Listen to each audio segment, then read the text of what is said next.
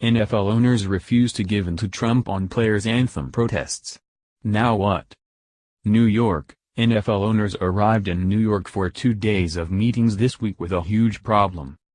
The controversy about players' protests during the national anthem rages on, and the NFL has the most passionate true believers on both sides of the issue mad at it. It has drawn the ire of President Trump and some fans for not requiring players to stand for the anthem. It has angered others because the player who started the protest movement last season, free agent quarterback Colin Kaepernick, remains out of work and has filed a grievance against NFL teams accusing them of colluding to keep him unemployed. NFL keeps its national anthem policy unchanged. TV ratings are sagging. Sponsors and broadcast partners are said to be nervous and want the NFL to find a way to extricate itself from such a heated national political debate. Is this any way to try to run a business and maintain its immense prosperity and popularity? So what did the owners do about it? Not a whole lot.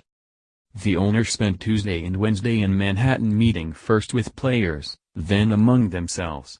They spoke to players about providing support to social activism endeavors. They reiterated that they believe players should stand for the anthem before games.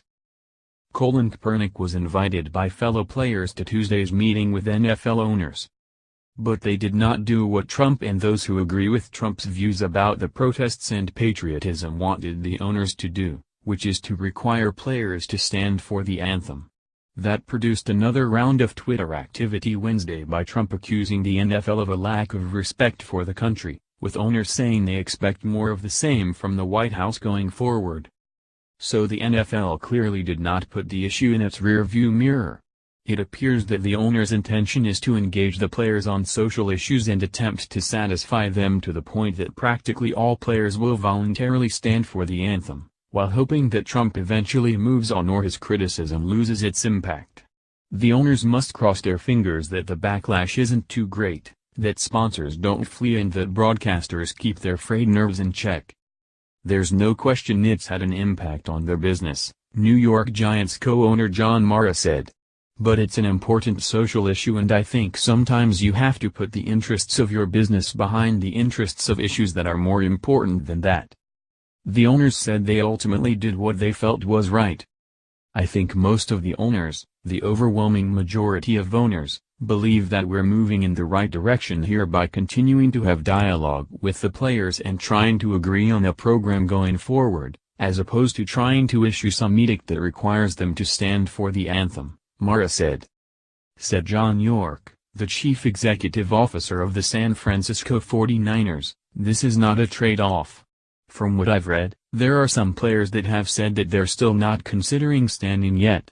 And that never came up in the meeting, between owners and players. This has been, how do we take protest to progress? How do we make sure that we move these issues forward that matter to the players and I think that matter to the owners? 49ers owner Jed York says it's really hard to disagree with Colin Kaepernick's protest. Will it work? That remains to be seen. Would the owners have been better off, from a business perspective, surrendering to Trump and mandating that the players stand? There is no way to know for certain, now that the owners have chosen a different path. I cannot predict that nor will I predict that, the Giants' other co-owner, Steve Tisch, said when asked whether he believes the number of players protesting will decrease in conjunction with the discussion of social issues. I think going into this week's game on Thursday and then the rest of the schedule through Sunday, we'll see. Owners said there was no agreement, stated or implied, with the players that league support of social programs would be accompanied by all players standing for the anthem. But players, at least, generally expressed positive reactions to what they heard from owners. We feel like the most American thing to do is to use your platform and influence, Philadelphia Eagles safety Malcolm Jenkins said. And with the stage that we have as NFL players and as a league in general, we feel a real responsibility to our country, to our communities. So we're working through ways to really have long-lasting, real changes. One thing was clear, The owners seemed intent on changing their messaging and trying to steer the public conversation away from the protests. "We need to take the message away from, Colin Kaepernick took a knee and that's disrespectful to the flag," York said. "Our players are protesting to get awareness. That's why they protested. They have awareness. When you have the president tweeting about you, when you have the vice president making comments, that's awareness. There's never been greater awareness for these issues than today when you have literally 32 owners and the NFL commissioner coming together and saying, all right, how do we work on this? How do we move forward?" According to ESPN, TV viewership of NFL games is down 7.5% from last season and 18.7% from the 2015 season through Week 6. It is debatable how much of a factor the anthem controversy is in that decline. But owners would love for players to stand, and they would love for the public to be focused on the football being played rather than on what happens before kickoff. The owners took a gamble by not changing their anthem-related policy, and they left New York with some loose ends still dangling. Dallas Cowboys owner Jerry Jones has said he would bench any player on his team who protests during the anthem. Jones did not participate in the meeting with players Tuesday. He talked at length during the owners' meeting Wednesday but left without speaking to reporters.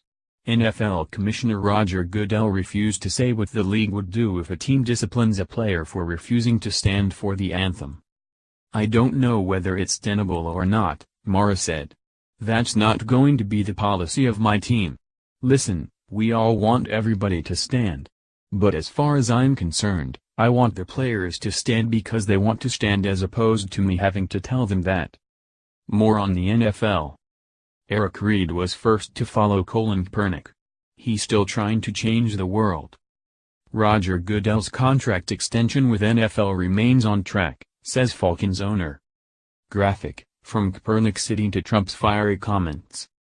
Just whose NFL is it anyway? The national anthem issue sharpens the lines between owners, players. The focus on the anthem isn't likely to fade anytime soon. Trump blasts NFL for not adopting a requirement that players